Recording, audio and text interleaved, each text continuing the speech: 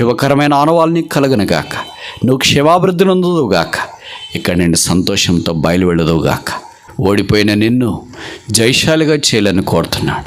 బంధకంలో ఉన్న నిన్ను విడిపించాలని కోరుతున్నాడు. సంఖ్యలలో ఉన్న నిన్ను స్వాతంత్రునిగా చేయాలని కోరుతున్నాడు. దుఃఖంలో ఉన్న నీ కన్నీరు తొడవాలని కోరుతున్నాడు. బైబిల్లో చెప్పబడింది, ప్రభు అన్నాడు, నీ దుఃఖ దినములో సమాప్తమగును. ఈ దినం నీ దుఃఖ దినములు సమాప్తమగనగాక. దేవుడికి సమస్తము సాధ్యము. మనం అడగ వాటన్నిటికంటేను, ఊహించు వాటన్నిటికంటేను అత్యధికంగా చేయ శక్తి గల దేవుడు. ఆయన చెవులుండి వినేవాడు, కళ్ళుండి చూచేవాడు. ఆయన మన ప్రార్థన ఆలకించక ఎలాగుండగలడు? మీరు దేవునితో చేసిన మనవి ఆయన ఆలకించినాడు. ఎవరి దగ్గరికి వెళ్తే ఆదరిస్తారు? అయితే నా కష్టాల్లో, నా బాధల్లో నేను దేవుని మందిరానికి వచ్చినాను, దేవుడు నాతో మాట్లాడాడు అని చెప్పిన వాళ్ళ సాక్ష్యాలు చాలా విన్నాను. బైబిల్లో కూడా అలాంటి వాటి సాక్ష్యాలు ఉన్నాయి. ఎల్లప్పుడూ ప్రభునందు ఆనందించుడి. మరలా చెప్తున్నా, మనకు ఒకసారి చెప్తే అర్థం కాదు కదా. ప్రభు నీకు మరలా అవకాశం ఇస్తున్నాడు. ఎక్సార్లు మనకు అనిపిస్తుంది దేవుడు ఇచ్చేస్తాడా, ఈ దేవుని వల్ల అవుద్దా? దేవుడికి మనం చేసే దాంట్లో ఎక్కువ కోపం వచ్చేదేమో తెలుసా? దేవుని తక్కువ అంచనా వేయడం. మనం దేవుని ఎంత తక్కువ అంచనా వేస్తే అంత ఎక్కువ ఆయనకి బాధ వేస్తుంది. నన్ను ఇంత తక్కువ అంచనా వేస్తున్నారే, ఇంత చులకనగా మాట్లాడేస్తున్నారే, ఇది కూడా చేయలేనా అని అనుకుంటున్నారే, పరీక్షలు రాశాను పాస్ కూడా చేయలేనా అని అనుకుంటున్నారే, పొలంలో విత్తనాలు వేసి వచ్చాను పంట కూడా పండించలేనా అనుకుంటున్నారే, రోగం వచ్చింది ఇది కూడా బాగా చేయలేనా అని అనుకుంటున్నారే, ఇల్లు కట్టుకుంటున్నారు దీనికి కూడా సహాయం చేయలేనా అనుకుంటున్నారే. నన్ను ఎంత తక్కువగా అంచనా వేస్తున్నారు. మనకి దేవుడు అంటే ఏదో మన ఎదుట మన మాదిరి 5 అడుగులు 6 అడుగులు ఉండే ఒక వ్యక్తిగానే మనం చూస్తున్నాం. కానీ బైబిల్లో రాశారు, మేము ఎందుకు పుట్టాము, మేమందరము చనిపోతే ఎంత బాగుండు అనే చావు మీద మమకారంతో, ఆశతో బహుశా ఇక్కడికి వచ్చినాయేమో. మొండి సమస్యలతో బాధపడుతున్నారా? ఇంకింతే నా బతుకు, ఇక్కడ నేను బయటపడలేను, నా కార్యాలన్నీ ఇంతే అని ఆలోచిస్తున్నారా? 122వ కీర్తన 1వ వచనం, యెహోవా మందిరమునకు వెళ్ళుదమని జనులు నాతో అనినప్పుడు నేను సంతోషించితిని. Pleasure in the house of the Lord. దేవుని మందిరంలో సంతోషం ఉంది. జాతరకు పోతామంటే ఇక్కడ సంతోషం ఉన్నట్లుగా అనిపించదు. బంధువులు ఇళ్ళకి వెళ్తామంటే సంతోషం ఉన్నట్లుగా అనిపించదు. కూలికి వెళ్తున్నాం, పని చేయటానికి వెళ్తున్నాం, పొలంలో బాధ్యతల కొరకు వెళ్తున్నామంటే సంతోషంగా ఉన్నట్టుగా అనిపించదు. When people said unto me, let's go to the house of the Lord, I was glad. నేను సంతోషించితిని. దావీదు కీర్తనలు మనకు తెలుసు. అందుకే నేను ఇంతకుముందే చెప్పినట్లు అక్షరానుసారంగా దేవుని మందిరం అనేది ఇక్కడ లేదు, కానీ ఆత్మీయంగా దేవుని మందిరం అనేది ఉంది. ఎందుకంటే దేవుని మందిరము సొలొమోను దినాల్లో కట్టబడింది, దావీదు దినాల్లో కాదు. దావీదు దినాల్లో దేవుని మందిరానికి అవసరమైన స్థలాన్ని మాత్రమే సిద్ధం చేసినాడు, కానీ కట్టడం నిర్మించబడలేదు. ఆ స్థలం దగ్గరికే, ఆ తెరల మధ్యలో మందస్మున్న దగ్గరికే ప్రజలు తండోపదండాలుగా వచ్చేవాళ్ళు. వాళ్ళను బట్టి దావీదు చాలా సంతోషించినాడు. వాళ్ళని బట్టి సంతోషించినాడు అని అంటే వారే దేవాలయం కొత్త నిబంధనలో, స్థలం కాదు. We are not place centred people but person centred people. మనం ఒక స్థలానికి కేంద్రంగా కలిగిన వ్యక్తులం కాదు, ఒక వ్యక్తిని కేంద్రంగా కలిగిన వ్యక్తులం. ఆ వ్యక్తి యేసుక్రీస్తు ప్రభువు. యేసు కేంద్రముగా ఆ సంతోషాన్ని మనం పొందుతాం. ఇదే విషయాన్ని కీర్తన 16:11 ప్రస్తావించబడ్డం మనకు పరిచయం. సామ్ 16:11. 16వ కీర్తన 11వ వచనం, జీవమార్గమును నీవు నాకు తెలియజేసేదవు, నీ సన్నిధిని సంపూర్ణ సంతోషం గలదు. In thy presence is fullness of Joy. సంతోషము, ఆనందము, నెమ్మది, సంతృప్తి, దాదాపు ఇవన్నీ పర్యాయ పదాలే అని అనుకుంటూ ఉంటాం. అందుకే జాయ్, గ్లాడ్నెస్, ప్లెజర్ అనే పదాలు ఇంగ్లీష్లో కూడా వాడబడుతూ వచ్చినాయి. దేవుని మందిరానికి వెళ్తున్నామని అంటే దేవుని సన్నిధిలో అనుభవించడానికి వెళ్తున్నాం. అక్కడ ఆయన తేజోమహిమ నిలిచిన స్థలం. ఆ సాన్నిధ్యంలో మనం ఎంతగా ఆయన అనుభవిస్తున్నామో అంత సంతోషంలోనికి వస్తున్నాం. అనేకసార్లు భౌతికంగా మనకి ఎలాగుంటుందంటే, లోకంలో ఏదైనా గొప్ప సంగతి దొరికితే మనకు సంతోషం ఉంటుందేమో.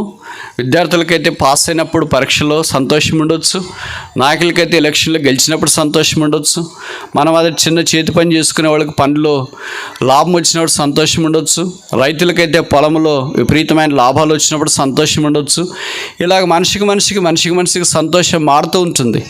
అయితే మానవ జీవితాన్ని ఒక్కడు మాత్రమే సంతోషభర్తలుగా చేయగలరు. మనుషుని యొక్క జీవితంలో ఏమున్నా అది పూర్తి సంతోషాన్ని, శాశ్వత ఆనందాన్ని తీసుకుని రాలేదు. అది కేవలం తాత్కాలికం మాత్రమే, అది కేవలం ఎండమావం మాత్రమే, అది కేవలం మాయ మాత్రమే. కొంతమంది అంటారు కదా, జీవితమే ఒక మాయా జీవితంలో నిజమైన మనుషుడు జీవించుట కొరకే దేవుడు ఉంచున్నాడు.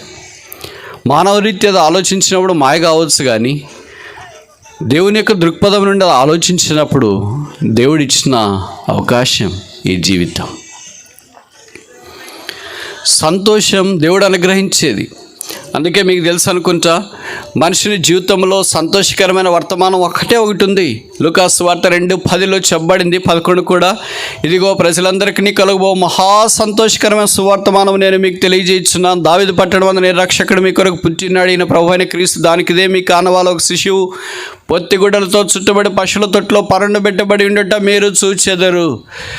అంటే అప్పటిదాకా యేసు ప్రభు వారి భూమి మీద దిగేంత దాకా మనుషుడు సంతోషం లేకుండానే జీవిస్తున్నాడు. డబ్బున్నా, అందమున్నా, ఆస్తున్నా, కులమున్నా, మతమున్నా, ప్రాంతమున్నా, పరిస్థితులున్నా, గొప్పవారైనా, పేదవాళ్ళైనా, డబ్బున్నా, దరిద్రులైనా, సామాన్యులైనా, ఆరోగ్యవంతులైనా, అనారోగ్యవంతులైనా, ఉద్యోగులైనా, నిరుద్యోగులైనా, ఉద్యోగం వచ్చినా, ఉద్యోగము రిటైర్మెంట్ తీసుకున్న వారైనా, రైతులైనా, కూలి పని చేసుకునేవారైనా, కష్టాల్లో ఉన్నా, ఇబ్బందుల్లో ఉన్నా, హాస్పిటల్లో శరణార్థులై వేడుతున్నా, కాని స్థలంలో వారు పాపంలో కూరుకొని పోయిన ప్రతి మానవుడు ఎలాంటి పరిస్థితిలో ఉన్నా సంతోషం లేకుండా జీవిస్తున్నాడు. అందుకే అలాంటి మానవునికి సంతోషకరమైన వర్తమానం దేవుడు పంపించినాడు. అందరికీ సంతోషం ఎలాగొస్తుంది? నేను ఇందాకే చెప్పాను కదా, కొంతమందికి కొన్ని రకాలైన సంతోషాలు ఉంటాయని. మరి ప్రజల్లో ప్రపంచమందంతటా అందరికి సంతోషకరమైనది ఒక్కటే, ఏ సేవియర్ ఈజ్ బోర్న్, రక్షకుడు మన కొరకు ఉదయించినాడు. అంటే మనిషికి అవసరమైనది ఒక నాయకుడు కాదు, అలాగైతే దేవుడు నాయకుని పంపించిండేవాడు. మనిషికి అవసరమైంది ఒక డబ్బు కాదు, అలాగైతే దేవుడు డబ్బునే పంపించిండేవాడు. మనుషునికి అవసరమైనది ఒక డాక్టర్ కాదు, అలాగైతే దేవుడు డాక్టర్నే పంపించిండేవాడు. మనుషునికి అవసరమైంది ఒక అధికారి కాదు, ఒకవేళ అలాగైతే దేవుడు అధికారినే పంపించిండేవాడు. మనిషికి అవసరమైనది ఒక శాస్త్రవేత్త ఏంటి, దేవుడు ఒక శాస్త్రవేత్తనే పంపించిండేవాడు. మనుషునికి అవసరం రక్షణ, అందుకే రక్షకుని పంపించాడు. లూకాసు వార్తలు మీరు గమనిస్తే ఈ సంతోషం అనే మాట పదే మనకు కనిపిస్తుంది. 15వ అధ్యాయంలో తప్పిపోయిన గొర్రె దొరికిన తర్వాత అతడు సంతోషముతో దానిని భుజముల మీద వేసుకుని, తప్పిపోయిన నాణ్యం దొరికిన తర్వాత ఆమె సంతోషంతో, తప్పిపోయిన కుమారుడు వచ్చిన తర్వాత తండ్రి సంతోషంతో ఉన్నాడు. కనుక అంతా లూకాసు వార్త ఆరంభం మొదలుకొని అంతము దాకా లూకా 1:17 మనం చూస్తాం. అతడు పుట్టినందువల్ల అనేకులకు సంతోషం, జాయ్, గ్లాడ్నెస్, ప్లెజర్ అది యేసుక్రీస్తు ప్రభు ద్వారా సాధ్యమవుతుంది. అందుకే ఫిలిప్పీ పత్రికల అపోస్తలుడైన అయిన పౌలు చెరసాల్లో ఉండి రాస్తున్నాడు 4:4 rejoice always in the lord, again I say to you rejoice. ఎల్లప్పుడూ ప్రభునందు ఆనందించుడి. మరలా చెప్తున్నా, మనకు ఒకసారి చెప్తే అర్థం కాదు కదా, మరలా ఏదైనా మరలా చెప్పాలా. బైబిల్ చదవండి అనేది మరలా చెప్పాలా, ప్రార్థన చేయండి అనేది మరలా చెప్పాలా, వరుసల్లో ఉండండి అనేది మరలా చెప్పాలా, లేచి నిలబడండి అనేది మరలా చెప్పాలా, ఏదైనా మరలా చెప్పాలా. వచనాలు కూడా మేము 2 సార్లు 3 సార్లు ఎందుకు చెప్తామంటే, మొదటిసారి చెప్పేటప్పుడు సాధారణంగా మనుషులు అన్కాన్షియస్గా ఉంటారు, ఏదో చెప్తుంటాడులే అని అనుకుంటారు. అందుకే 2వసారి 3వసారి ఇంగ్లీష్లో ఒకసారి, తెలుగులో ఒకసారన్నా పట్టుకోరా అని చెప్తా ఉంటాం. మీరు కింద కూర్చున్న వాళ్ళు భవిష్యత్తు తెలివైన వాళ్ళు ఏమనుకుంటుండో ఒకసారి చెప్పొచ్చు కదా అని. అందరూ ఏకసంధాగ్రహీలు ఉండరు కదా, మరలా చెప్తాడు అని కొంతమందికి టేక్ ఇట్ గ్రాంటెడ్గా మొదటిసారి వినని వాళ్ళు ఉంటారుగా, బైబిల్ అటు ఇటు పక్కన పెట్టే వాళ్ళు ఉంటారుగా. కనుక మరలా బోధించడంలో ఉద్దేశం ఏంటంటే, సామాన్యమైన వారికి కూడా దైవ సందేశాన్ని కోల్పోకూడదనేది దేవుని యొక్క ఉద్దేశం. అందుకే మరలా చెప్పుదును. ఏం చెప్తాడంటే మరలా ఆనందించడు మరలా చెప్పాలనా? చెరసాల్లో ఉన్నవాళ్ళు ఆనందిస్తారా? చెరసాల బయట ఉన్నవాళ్ళు ఆనందిస్తారా? సాధారణంగా మనం ఏమనుకుంటాం, చెరసాల బయట ఉన్నవాళ్ళు ఆనందిస్తారో అనుకుంటాం. చెరసాల్లో ఉన్నవాళ్ళు వాళ్ళ బంధకాల్లో ఉంటారు కనుక వాళ్ళకి ఏం ఆనందం ఉండదు అని అనుకుంటాం. అలాగే చెరసాల్లో ఉన్న వాళ్ళని ఎప్పుడైనా మీకు తెలిసిన వాళ్ళు ఉంటే వెళ్ళి చూస్తే వాళ్ళు చాలా దుఃఖంతో బాధతో ఉంటారు.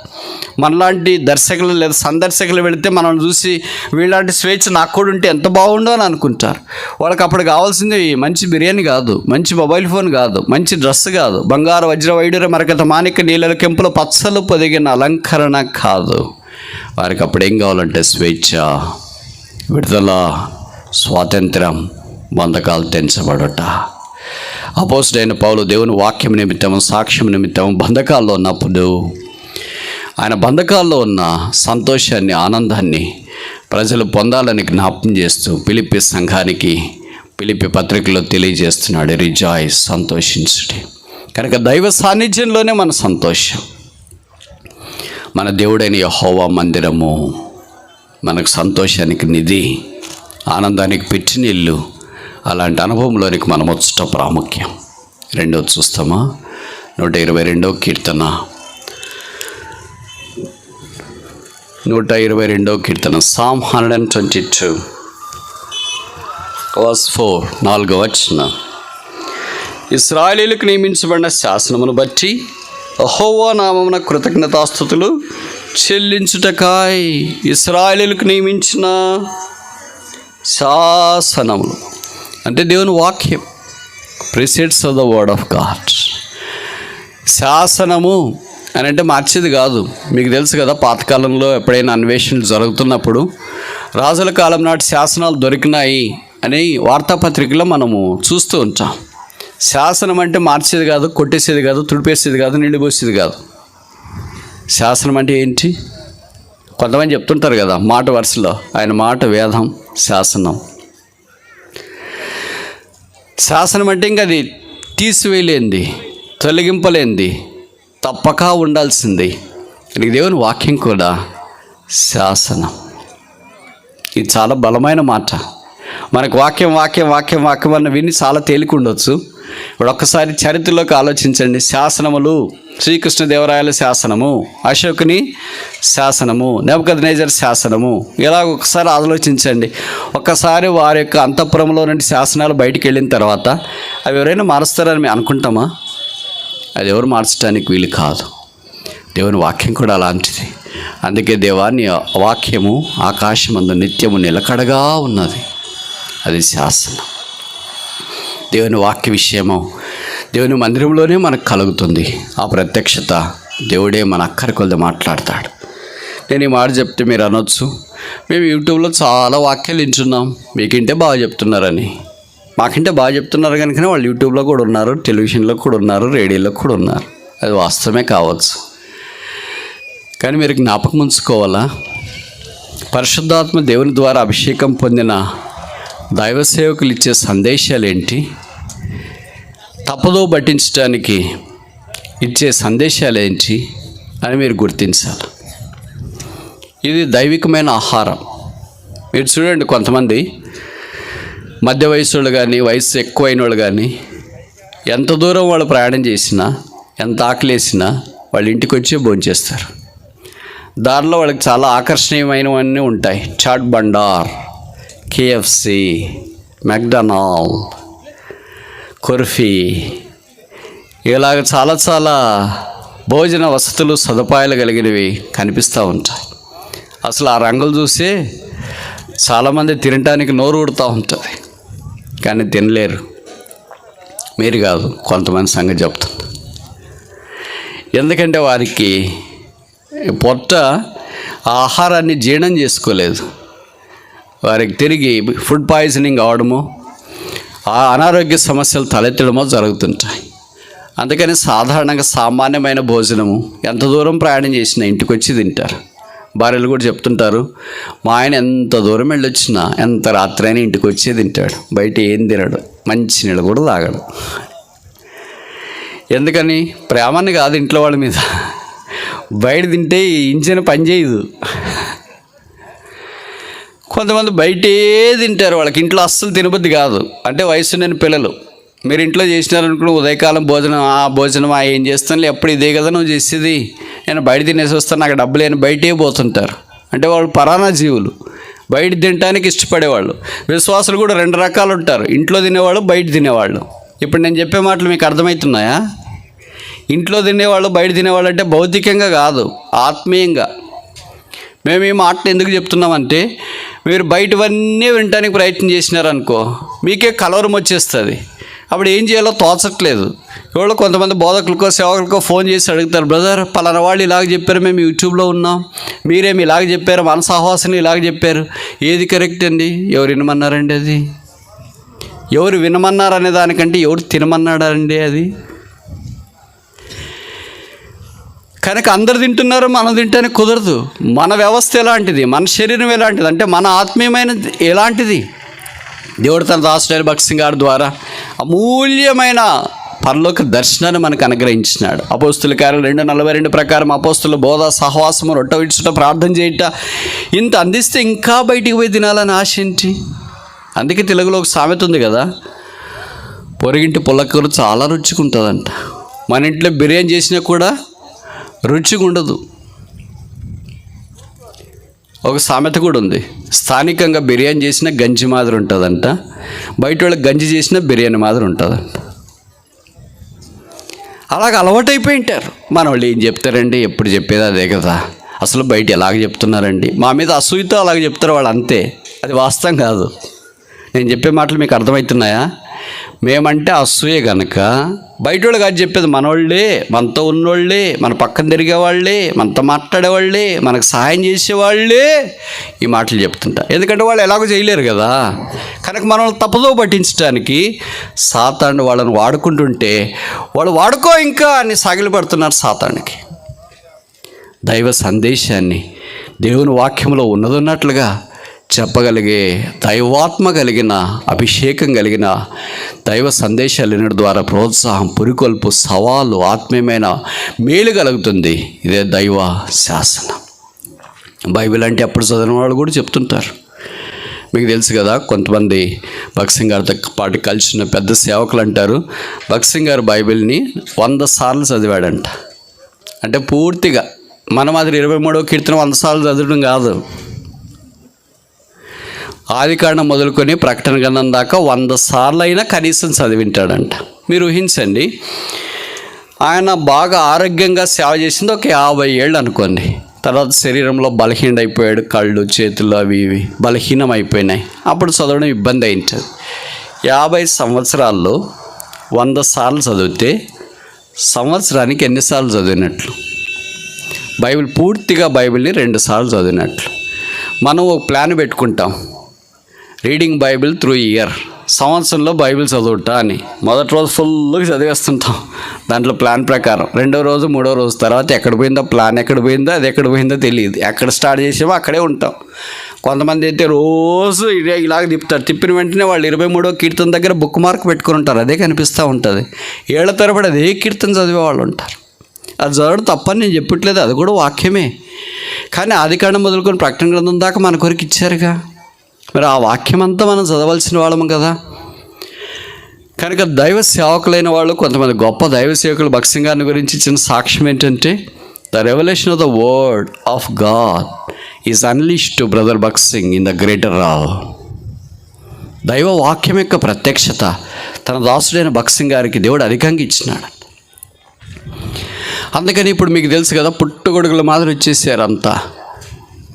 ఎలాగ చెప్తుంటారో అన్నీ మీకు బాగా పరిచయం. ఇవన్నీ ఎందుకు చెప్తున్నామంటే, అటు ఇటు చెదిరిపోవద్దు, అటు ఇటు కదిలిపోవద్దు, బయట భోజనం తిని అనారోగ్యం తెచ్చుకోవద్దు, ఫుడ్ పాయిజనింగ్ అయిందని బాధపడొద్దు.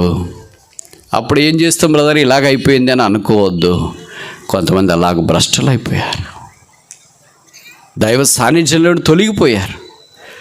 వారు వెనుకూడని బోధలు విన్నారు, వెనుకూడని మాటలు విన్నారు, వారు నష్టపోయారు. యెహోవా శాసనములు నిర్మలమైనవి, యథార్థమైనవి, పరిశుద్ధమైనవి. అది మనకు తృప్తి కలిగించేది, అది మనకు ఆదరణ కలిగించేది. బంగారం కంటే ప్రియమైనది, వెండి కంటే శ్రేష్టమైనది. ఆ దైవ వాక్యాన్ని మన సొంత భాషలో ప్రభు మనకు అనుగ్రహించినాడు. కనుక మీకు కుదిరితే చదవగలిగితే దేవుని వాక్యాన్ని మీరు చదవండి. ఇది శాసనం. శాసనం ఎంత బలంగా ఉంటుందో, ఎంత స్థిరంగా ఉంటుందో, ఎంత ఆశీర్వాదకరంగా ఉంటుందో నాకంటే మీలో కొంతమందికి పరిచయం అని అనుకుంటా. దేవుని మందిరంలో దేవుని శాసనము ప్రభు మనకు బోధిస్తాడు, మన అక్కర కొలది. అందుకే మీకు తెలుసు కదా, యేసుప్రభు వారు శరీరధారిగా ఈ భూమి మీద జీవిస్తున్న దినాల్లో ఆయన సమాజ మందిరంలోనికి వెళ్ళి గ్రంథపు చుట్టం తీసి దేవుని వాక్యం బోధించడానికి ఆరంభించినాడు. దేవుని వాక్యం ఎలాంటి వ్యక్తినైనా పట్టేస్తుంది. నేను ఒక విషయం మీకు చెప్పనా, యెషయా 53వ అధ్యాయము కొత్త నిబంధనలో చాలా సందర్భాల్లో వ్రాయబడుతూ వచ్చింది, కోట్ చేశారు. ఉదాహరణకు ఒక ఆర్థిక మంత్రి కందాక్ అనే ప్రాంతం నుండి యెరూషలేములోనికి ఆరాధించడానికి వచ్చినాడు. ఇథియోపియా ఆరాధించి వెళ్తా ఉన్నాడు. రక్షణ లేకుండా కూడా ఆరాధనకు రావచ్చు అని దాని ద్వారా అర్థమవుతుంది మనకి. అలాంటి వాళ్ళు చాలామంది ఉన్నారు ఈ దినాల్లో. ఆ దినాల్లో కాదు, ఈ దినాల్లో కూడా ఉన్నారని తెలుస్తుంది. ఆయనకు రక్షణ లేదు, కానీ ఆరాధన అంటే ఎంత ఆసక్తిని చూడాడు. దాన్ని ఏమంటారంటే భక్తి అంటారు, భయం కాదు అది. అలా భక్తితో చాలామంది దేవుని మందిరానికి వచ్చేవాళ్ళు ఉన్నారు, మంచిది, వాళ్ళు రావద్దని చెప్పట్లేదు. They are welcome. We extend warm welcome for such people. అది ఎట్లొచ్చో అట్లే వెళ్ళకుండా ఆ ప్రధానమంత్రి లేదా ఆర్థిక మంత్రి ఎలాగొచ్చాడు అలాగే వెళ్ళలేదు. వెళ్ళేటప్పుడు ఆశీర్వదించబడి వెళ్ళాడు. అలాగ ఆశీర్వదించబడి వెళ్ళే ప్రజలుంటే ఎంత బాగుంటారు. ఆయన వెళుతుండగా గ్రంథపు చుట్టూ యెషయా గ్రంథం తీసుకున్నాడు. బహుశా వచ్చేటప్పుడు చదవలేదు ఏంటిది నేను అనుకుంటా. యెరూషలేములో బుక్ స్టాల్ ఉంటే ఏదో కొందామా బుక్ అని ఆలోచించినాడేమో. యెషయా గ్రంథం చాలా పెద్దది కదా, ఆయన స్టేటస్కి తగినట్లు కొనాలి కదా ఆర్థిక మంత్రి. అందుకని యెషయా గ్రంథం కొన్నాడు. మామూలుగా మనం చాలా పుస్తకాలు కొంటాం, బైబిల్ కూడా కొంటాం, కానీ కొన్నప్పుడు ఎక్కడ ఉంటుంది, ఇప్పుడు కూడా అక్కడే ఉంటుంది అనుకుంటా. దాన్ని బహుశా పట్టించుకోమేమో. ఆయన కొన్న వెంటనే చదవడం అలవాటు. రథం ఎక్కాడు, చదవడానికి పూనుకున్నాడు, చదవడం ఆరంభించినాడు. అక్కడ రాయబడిన మాట యెషయా గ్రంథం 53వ అధ్యాయంలోది, వదకు తేబడిన గొర్రె పిల్లవలే ఆయన మన కొరకే వధించబడ్డానికి ఇష్టపడ్డాడని. ఆ మాటలన్నీ చదువుతూ ఉంటే అప్పుడు ఫిలిప్ అక్కడికి వచ్చినాడు. ఆయన ఇలాగ అడిగాడు ఆయన్ని, నువ్వు చదువుతున్నది నీకు అర్థమవుతుందా? అండర్స్టాండెస్ట్ ద వాట్ దౌ రీడెస్ట్. ఆయన అన్నాడు, ఒక ఆర్థిక మంత్రిని ఒక సామాన్యమైన సువార్థికుడు ఇలాగ ప్రశ్నించవచ్చా? అలాగ మనమే ఎవరినని ప్రశ్నించినామనుకో, ఎవడో ముందున్న కూర్చున్న బ్రదర్నో సిస్టర్నో అడిగామనుకో, మీరు చదివేది మీకు అర్థమవుతుందా అమ్మాయి అని, మాతో ఏమనకపోయినా బయట పోయి మామూలుగా చెప్పేస్తారు. దానికి ఇంకా మసాలా పూసేసి ఇంకెంత చెప్పేస్తారో చెప్పరాలు కానీ చెప్పేస్తారు. అందుకే ఈ దినాల ప్రజలు అలాగే చెడిపోయినారు. ఉన్నది ఉన్నట్లు కూడా చెప్పట్లేదు, దానికి మసాలా పూసి లేనిపోంది చేసి 180 డిగ్రీల ఆపోజిట్గా అంటే వ్యతిరేకంగా చెప్పేస్తూ ఉంటారు. ఆర్థిక మంత్రి ఎంత బాగా అన్నాడంటే, ఎవడైనా నాకు సహాయం చేయకపోతే హౌ కెన్ ఐ అండర్స్టాండ్. అప్పుడు ఫిలిప్పుని తన దగ్గర కూర్చోబెట్టుకున్నాడు. ఫిలిప్ యేసును గూర్చిన సువార్త, యేసును గూర్చిన సువార్త అని ఫిలిప్ బోధించినాడు. కానీ ఆయన చదివేది ఏంటి? యెషయా గ్రంథం 53. యెషయా గ్రంథం 53 ఏంటి? యేసు ప్రభువుని గూర్చిన ప్రవచనం. కనుక ఒక ప్రవచనము చదువుతూ ఉంటే ఒక ఆర్థిక మంత్రిని మార్చేసింది. The word of God has a capacity to convert a finance minister in a minutes. క్షణాల్లో దేవుని యొక్క వాక్యం మనిషిని మార్చేస్తుంది. ఆయన ఎంతగా మార్చబడ్డాడంటే, ఎలాగొచ్చినాడు అలాగ వెళ్ళిపోకుండా ఫిలిప్తో అన్నాడు, ఇక్కడ నీళ్ళు ఉన్నాయి కదా బాప్తిస్మం ఇవ్వడానికి ఆటంకం ఏంటి? ఎవరు చెప్పారు ఇవన్నీ? బహుశా ఫిలిప్ బోధించినాడేమో. రక్షణ అంటే, మారుమనస్సు అంటే, బాప్తిస్మం అంటే ఇవన్నీ ఫిలిప్ బోధించినాడేమో. ఆయన అలాగూ అనుభవించి తిరిగి ఆ స్థలంలో నుండి వెళ్ళినట్లు వాక్యంలో మనం గమనిస్తుంటాం. కనుక దేవుని యొక్క వాక్యం ఎందుకు మేము ఎక్కువ ప్రకటిస్తున్నామంటే, there is nothing as powerful as the word of God. దేవుని వాక్యం కంటే శక్తి కలిగింది ఇంకేం లేదు. ఆయన వాక్యము యథార్థవంతులకు చీకట్లో వెలుగు పుట్టిస్తుంది. ఆయన వాక్యం కన్నీళ్లు తుడుస్తుంది. ఆయన వాక్యం గాయాలు కడుగుతుంది. ఆయన వాక్యము చనిపోయిన వారిని లేవనెత్తుంది. ఆయన వాక్యం మహాప్రభావం గలది. 29వ కీర్తనలో యెహోవా స్వరము, the voice of the lord, ఆయన మాటలు మనకు కనిపిస్తాయి. ఎంత ప్రభావం కలిగిందో రాయబడింది. భక్సింగ్ గారికి ఇష్టమైన మాట అది. వాయిస్ ఆఫ్ ద లార్డ్, యెహోవా స్వరం, యెహోవా స్వరం, యెహోవా స్వరం. పాత నిబంధనలో భక్తులు, ప్రవక్తలు దేవుని స్వరాన్ని విన్నారు. సమూయేలు లాంటి వాళ్ళు దేవుని స్వరాన్ని విన్నారు. యెహెజ్కేలు లాంటి వాళ్ళు దేవుని స్వరాన్ని విన్నారు. ఆ స్వరాన్ని బట్టి వారు ఆదరించబడి ధైర్యం తెచ్చుకొని ముందుకు సాగిపోయినట్లు మనకు పరిచయం. మన దేవుడైన యెహోవా మందిరం, దేవుని మందిరంలో ఉన్న సంగతులు మనం చూడటానికి ఆరంభించిన మొదటిది ఏంటి?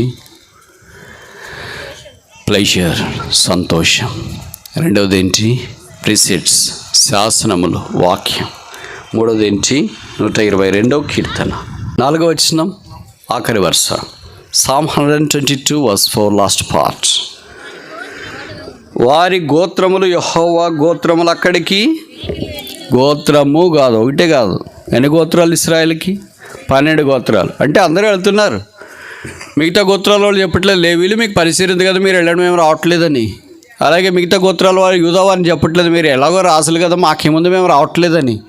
12 గోత్రాల వాళ్ళు, వారికి ఏ బాధ్యతలు అప్పగించినారో ఆ బాధ్యతలను నెరవేర్చుట కొరికే వారు ఎక్కి వెళ్ళొచ్చుండేరే. This a glorious statement. అంటే కొంత ప్రయాస ఉంది, కొంత టాయిల్ ఉంది, కొంత లేబర్ ఉంది, కొంత కష్టార్జితం ఉంది, కొంత చెమట గార్చేది ఉంది, కొంత ప్రయాసపడేది ఉంది. దేవుని మందిరంకి వెళ్ళడం అంత తేలికేం కాదు. అందరూ అంత తేలికేం రాలేదు. కొంతమంది చెప్తుంటారు కదా దేవుని మందిరానికి చాలా బాగా వెళ్తారని. నాకు తెలుసు, ఒక ఊరిలో చిన్న గ్రామంలో నేను రక్షించబడింది మొదలుకొని ఇప్పటిదాకా ఒక ఆయన ప్రతిరోజు మందిరానికి వస్తాడు, క్రైస్తవేతరుడు, యేసుప్రభువుని అంగీకరించినాడు. నేను ఈ మాట చెప్తే మీరు అనొచ్చు, ఆయనకేం సంసారం లేదా? ఆయన కూడా సన్యాసే.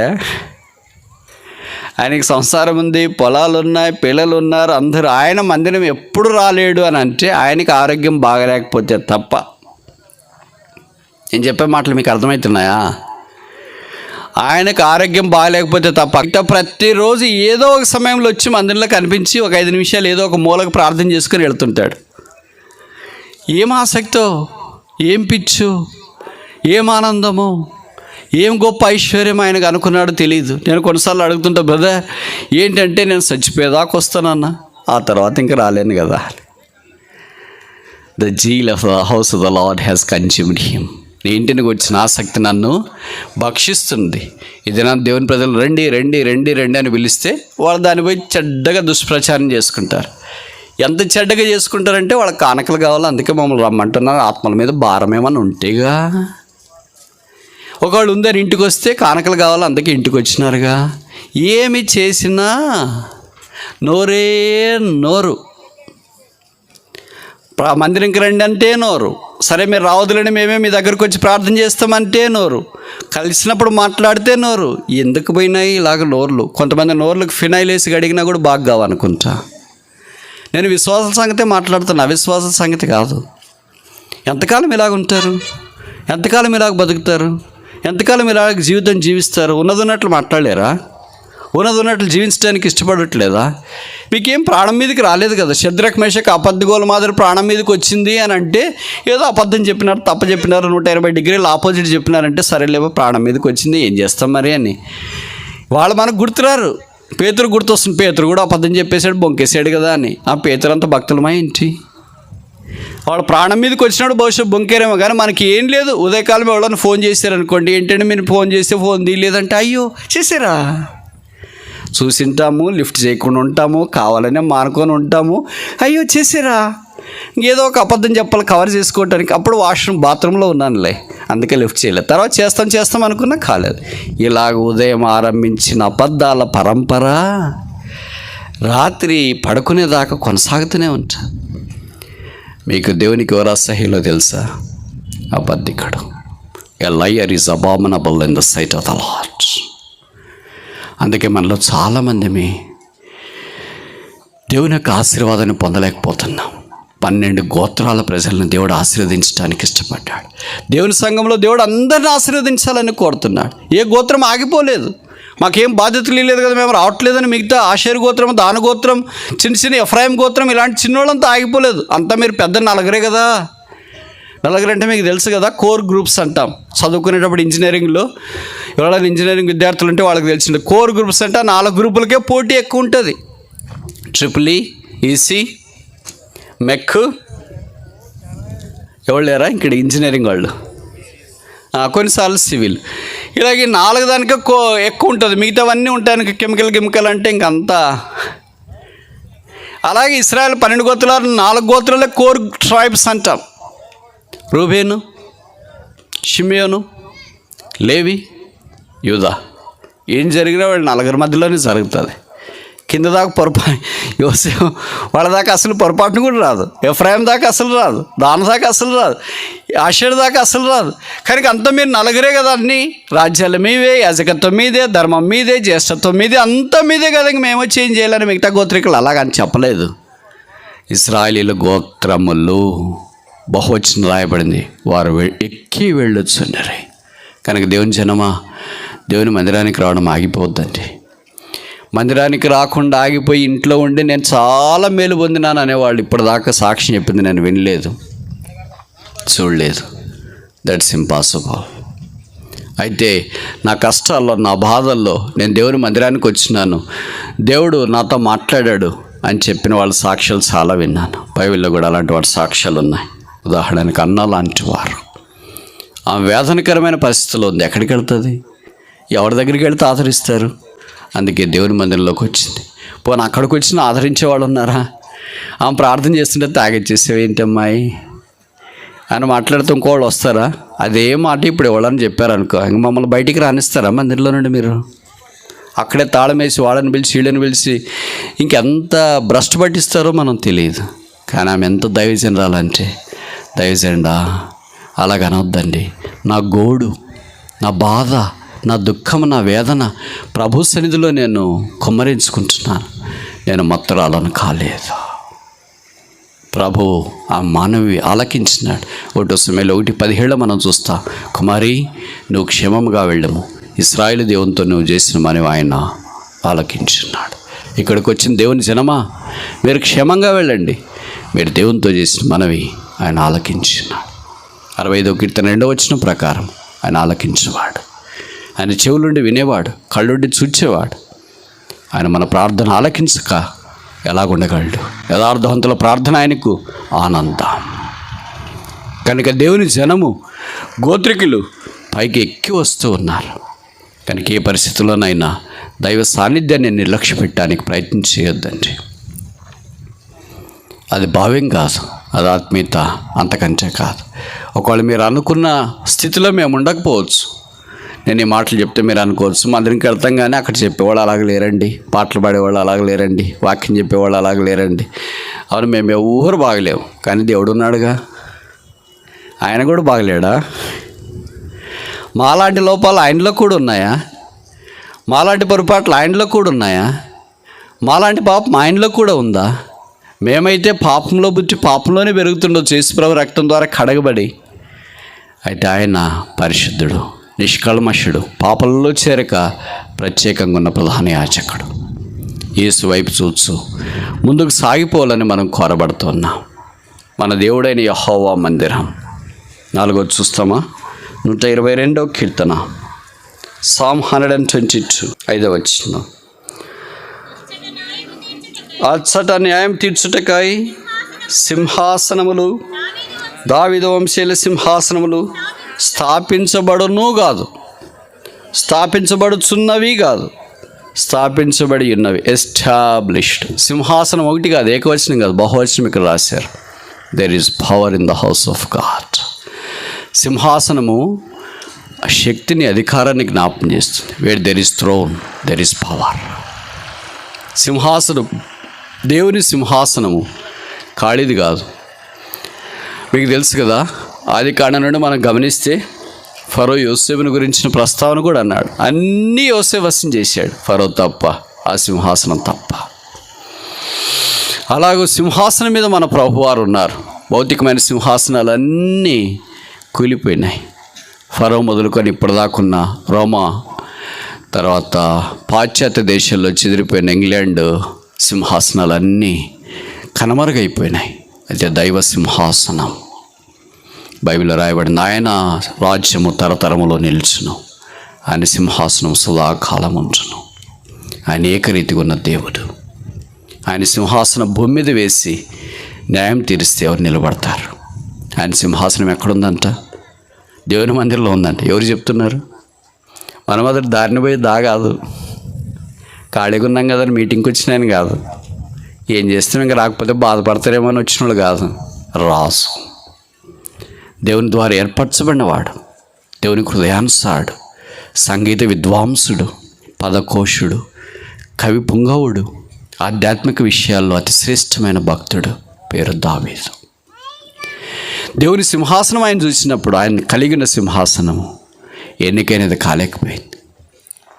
అందుకని ఆయన సింహాసనాన్ని గురించి మాట్లాడట్లేదు. అసలు నా సింహాసనం అంటే ఏమో ఎలాగుందో తెలుసా అని చెప్పట్లేదు. నా తర్వాత సింహాసనంలోకి ఎవరు వస్తారో తెలుసా అని చెప్పట్లేదు. రాబో దైవ సింహాసనాన్ని గురించి ఆయన బహుశా గుర్తించిన వాడై యెరూషలేములో దేవుని సింహాసనము వేయబడి ఉంది. దేవుడు తన శక్తి ద్వారా కార్యాలు జరిగిస్తాడు. బైబిల్లో రాయబడింది, ఎఫెసీ 3వ అధ్యాయం అనుకుంటా, మనం అడగ వాటన్నిటికంటేను ఊహించు వాటన్నిటికంటేను అత్యధికంగా చేయ శక్తి గల దేవుడు. It's a God who is able to do more than what we ask and think. అనేక సార్లు మనకు అనిపిస్తుంది దేవుడు ఇచ్చేస్తాడా, ఈ దేవుని వల్ల అవుద్దా. దేవుడికి మనం చేసే దాంట్లో ఎక్కువ కోపం వచ్చేదేమో తెలుసా, దేవుని తక్కువ అంచనా వేయడం. మనం దేవుని ఎంత తక్కువ అంచనా వేస్తే అంత ఎక్కువ ఆయనకి బాధ వేస్తుంది. నన్ను ఇంత తక్కువ అంచనా వేస్తున్నారే, ఇంత చులకనగా మాట్లాడేస్తున్నారే, ఇది కూడా చేయలేనా అని అనుకుంటున్నారే, పరీక్షలు రాశాను పాస్ కూడా చేయలేనా అని అనుకుంటున్నారే, పొలంలో విత్తనాలు వేసి వచ్చాను పంట కూడా పండించలేనా అనుకుంటున్నారే, రోగం వచ్చింది ఇది కూడా బాగా చేయలేనా అని అనుకుంటున్నారే, ఇల్లు కట్టుకుంటున్నారు దీనికి కూడా సహాయం చేయలేనా అనుకుంటున్నారే. నన్ను ఎంత తక్కువగా అంచనా వేస్తున్నారు. మనకి దేవుడు అంటే ఏదో మన ఎదుట మన మాదిరి 5 అడుగులు 6 అడుగులు ఉండే ఒక వ్యక్తిగానే మనం చూస్తున్నాం. కానీ బైబిల్లో రాశారు ఆయన శ్రీమంతుడంట, అద్వితీయుడంట, సకల యుగములకు రాజంట, అక్షయుడంట, ఎవడన్నూ సమీపింపరాన మహామహిమలో అమరత్వం కలిగి తానే ఉన్నాడంట, భూపతులకు అధిపతి, ఆది సంభూతుడు, దేవాది దేవుడు, రాజులకు రాజు, ప్రభులకు ప్రభువు. ఆ పరలోక సింహాసనంలో ఆసీనుడైన ప్రభు వారి యొక్క సింహాసనము పరలోకంలో ఉంటే కాళ్ళు భూమి మీద ఉన్నాయి. ఆయన కనుదృష్టి లోకమందంతటా సంచారం చేస్తుంది. ఏ మహామహదేవుణ్ణి ఏ నోరు వర్ణిస్తుంది, ఏ చెవులు ఊహించగలవు, గ్రహించగలవు, ఏ హృదయం ఆలోచించగలదు. మానవ ఊహకు మించిన దేవుడు. ఆయన పేరు యేసు. కనుక ఆయన మన జీవితాల్లో వచ్చే సమర్థుడు. సోలిపోయారా, దసిపోయారా, కృంగిపోయారా, మొండి సమస్యలతో బాధపడుతున్నారా, ఇంకింతే నా బతుకు, ఇక్కడ నేను బయటపడలేను, నా కార్యాలన్నీ ఇంతే అని ఆలోచిస్తున్నారా, ప్రేమ సందేశమే మీకు తెలియజేస్తున్నా. మార్కు 10:27 దేవుడికి సమస్తము సాధ్యం. With God all things are possible. Brother, నా పాపాలు క్షమిస్తాడా, నా జీవితాన్ని మారుస్తాడా, నా త్రాగుడు మారుస్తాడా, నా బానిస బతుకును మారుస్తాడా, నా దుఃఖాన్ని, నా నిట్టూర్పును, నా నిందను, నా అవమానాన్ని మార్చగలడా? ఒకే ఒక్కడి జీవితాన్ని మార్చగలడు. భర్త మార్చలేరు, భార్య మార్చలేరు, పిల్లలు మార్చలేరు, తల్లిదండ్రులు మార్చలేరు, మాలాంటి బోధకులు మార్చలేంది ఒకే ఒక్కడు చేయగలడు. ఆయన పేరే యేసుక్రీస్తు ప్రభువు. మనుషుడు పాపి అయిపోయి పాపంలో బంధించబడి ఏం చేయాలో దిక్కుదోచక పాపంలోనే కొనసాగుతూ పాపాత్ముడైపోయి పరలోక రాజ్యాన్ని చేతుల కాలు దన్నుకొని పాతాళం వైపు పరుగులు తీస్తూనే మానవుణ్ణి రక్షించుట కొరకే దేవుడు మానవుడిగా ఈ భూమి మీదకి దిగి వచ్చినాడు. కన్య గర్భాన్ని జన్మించినాడు. నాలో పాపం ఉన్నదని ఎవడు స్థాపించగలని సవాలు విసిరాడు. ఆ ప్రియ ప్రభు మన పాపాలు భరించడానికి శిలువ మీదకి వెళ్ళాడు. ఆయన తల మీద ముళ్ళ కిరీటం, ముఖం మీద ఉమ్మి, చేతుల్లో మేకులు, దేహమంతా కోడా దెబ్బలు. ఆయన దిగంబడిగా ఆ శిలువలో వేలాడదీయబడ్డాడు. ఉదయం 9 గంటల మొదలుకొని మధ్యాహ్నం 3 గంటల దాకా దాదాపు 6 గంటలు ప్రాణంతో ఆయన శిలువలో వేలాడదీయబడ్డాడు. దేవుడేంటి శిలువ మీద వేలాడదీయబడ్డం ఏంటి? దేవుడేంటి మనుషులకు ఉమ్మి వేయించుకోవడం ఏంటి? దేవుడేంటి కోడలతో కొట్టించుకోవడం ఏంటి? పాపంలో పుట్టి పాప బంధకాలు సంకెళ్ళ చేత బంధించబడి పాపాన్ని బట్టి పాతాళం వైపు పరుగులు తీస్తున్న మానవ జాతిని రక్షించుట కొరకే దేవుడు మానవుడిగా దిగి వచ్చినాడు. బైబిల్ సెలవిస్తుంది, పాపులను రక్షించుట క్రీస్తు యేసు ఈ లోకమునకు వచ్చెను. నువ్వు మార్చుకోలేని బలహీన వ్యక్తివైనా యేసు ప్రభు నీ పాపాలు క్షమిస్తాడు, నీ జీవితాన్ని మారుస్తాడు. కృంగిపోయావా, సోలిపోయావా, డస్సిపోయావా, నా జీవితం ఇంతే, మా ఆయన ఇంతే, మా ఆవిడ ఇంతే, మా పిల్లలు ఇంతే, ఇంకెవరు బాగుపడరు, మేము ఎందుకు పుట్టాము, మేమందరము చనిపోతే ఎంత బాగుండ్రు అనే చావు మీద మమకారంతో ఆశతో బహుశా ఇక్కడికి వచ్చినాయేమో. ప్రేమగల సందేశాన్ని మేము మీకు తెలియజేస్తున్నాం. నువ్వు చావాల్సిన పని లేదు, నీ కుటుంబం చావాల్సిన పని లేదు. నీ కొరకై దేవుడు చనిపోయాడు. ఆయన పేరే యేసు. మనుషుల పాపాన్ని కడిగి శుద్ధీకరించుట కొరకై ఆయన రక్తం కార్చినాడు. బైబిల్ సెలవిస్తుంది, యేసు రక్తము ప్రతి పాపము నుండి మనల్ని కడిగి పవిత్రులుగా చేస్తుంది. మానవ జీవితాన్ని యేసు ప్రభు రక్తము కంటే శుద్ధీకరించి పరిశుద్ధపరిచే అమూల్యమైన సాధనం భూమి మీద ఏదీ లేదో. బహుశా ఇంతవరకు చాలా ప్రయత్నాల్లో చేసేవేమో, జీవితంలో ఓడిపోయావేమో. ప్రభువు నీకు మరలా అవకాశం ఇస్తున్నాడు. ఓడిపోయిన నిన్ను జయశాలిగా చేయాలని కోరుతున్నాడు. బంధకంలో ఉన్న నిన్ను విడిపించాలని కోరుతున్నాడు. సంఖ్యలలో ఉన్న నిన్ను స్వాతంత్రునిగా చేయాలని కోరుతున్నాడు. దుఃఖంలో ఉన్న నీ కన్నీరు తొడవాలని కోరుతున్నాడు. బైబిల్లో చెప్పబడింది, ప్రభు అన్నాడు, నీ దుఃఖ దినములు సమాప్తమగును. ఈ దినం నీ దుఃఖ దినములు సమాప్తమగనగాక, నీ పాపాలు క్షమించబడగాక, శుభకరమైన ఆనవాళ్ళు నీకు కలగనగాక, నువ్వు క్షేమాభివృద్ధి నొందుదువుగాక, ఇక్కడ నేను సంతోషంతో బయలు వెళ్ళదువుగాక. ఇది ఎప్పుడు సాధ్యం? యేసుని రక్షకుడిగా అంగీకరిస్తే, యేసు ప్రభు పాపల రక్షకుడని ఒప్పుకుంటే ఆయన జీవితాన్ని మారుస్తాడు. నీ జవాబు ఏంటి? మన దేవుడైన యెహోవా మందిరము అనే మాటను గురించి ఆలోచించడానికి ఆరంభించినాం. 122వ కీర్తనలో 4 విషయాలు మనం చూస్తున్నాం. మొదటిది, pleasure in the house of God, దేవుని మందిరంలో ఉన్న సంతోషం. రెండవది, precedents in the house of the Lord, దేవుని మందిరంలో ఉన్న శాసన వాక్యం. మూడవది, the people in the house of the Lord, దేవుని మందిరంలోనికి 12 గోత్రాల ప్రజలు వచ్చినారు. దెర్ ఈజ్ నో ఎగ్జంప్షన్, మినహాయింపు లేదు. నాలుగవది, power in the house of God, దేవుని మందిరంలో శక్తి ఉంది, అదే సింహాసనం. భూమి మీద ఉన్న సింహాసనాలన్నీ ఒక దినాన్ని తీసివేయబడతాయి. పరలోక మహామోహన్ సింహాసనం శాశ్వతం. భూమి మీద ఉన్న ఈ లోకమాయలన్నీ గతించిపోతాయి. ఈ చీకటి గతించిపోతుంది, ఈ మరణం గతించిపోతుంది, ఈ దుఃఖం, నిట్టూర్పు, వేదన గతించిపోతుంది. కన్నీళ్లు తొడబడతాయి. పరలోక రాజ్యంలో దేవునితో పాటు సదాకాలం ఉంటాం. ఆ రాజ్యం వద్దా, ఆ దేశం వద్దా, ఆ భాగ్యం వద్దా, ఆ నిత్యత్వం నీకు వద్దా? అలాగైతే యేసు ప్రభువా, నేను పాపిని, నా పాపాలు క్షమించు, నా జీవితాన్ని మార్చు, నన్ను శుభకరమైన ఆనవాలుగా వచ్చి నాకు క్షమాభివృద్ధి కలగచి, నన్ను మానవ నుండి తప్పించు. నేను కూడా భూమి మీద ఉన్న మందిరం కంటే పరమందు నీవే గొర్రెపిల్లే దేవాలయం, అక్కడ నేను చిరకాలము నివసించాలని కోరుతున్నాను.